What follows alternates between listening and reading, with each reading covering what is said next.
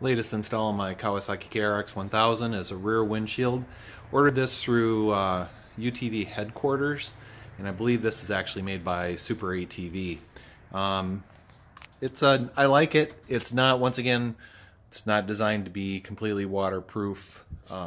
If you look up here, it's held on by Velcro clamp on that side. On that side, there's two screws with bolts on it that replace two of your fasteners for your body moldings. Then there's a Velcro strap on that tube and a Velcro strap on this tube. This window does have a little bit of tint to it. It's kind of hard to see. I do have it in the garage.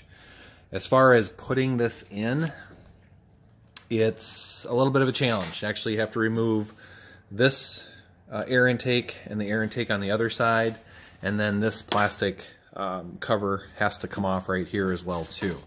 The windshield, it's kind of hard to see, but it does sit kind of in, there's a gap underneath here that the window actually slides up into and then tips down.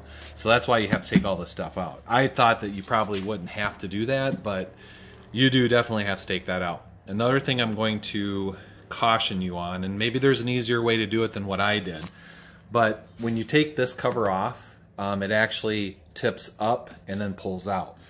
When you put the back windshield in and then go to put this back in, you can't tip it up enough because of this window comes all the way down in this gasket. So what I did, because I mean it would have held it in place no problem, but I like stuff to fit back as it's supposed to fit back. So what I did was took out the bolts here, those bolts there, and down here on the bottom of the roll bar on this side, and then the other 6 on the other side, took those out. That way all of this tube and then the roll bar that goes across the top that has everything connected to it was able to lift up high enough that I could then move this back into place and get it to lock in the way it was supposed to. So if this ever has to come off for access into the components that are underneath here, it'll be a bugger. Like I said, I mean, if you aren't that particular and you don't mind if it sits a 1/4 inch, this sits a 1/4 inch back further than what it's supposed to, then you don't have to worry about it. I, on the other hand, wanted that to be nice and flush and fit into where it was supposed to. So this windshield, back windshield, comes in 3 pieces. You have your main glass that runs across the back, and then there's 2 side glasses.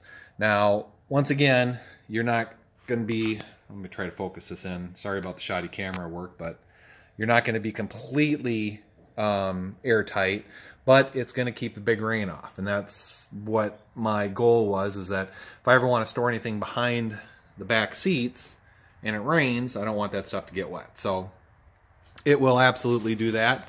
I mean, other than that, other than having to try to figure out how to get that clip of that forward part of that plastic cover back in place, it really wasn't that difficult to put in.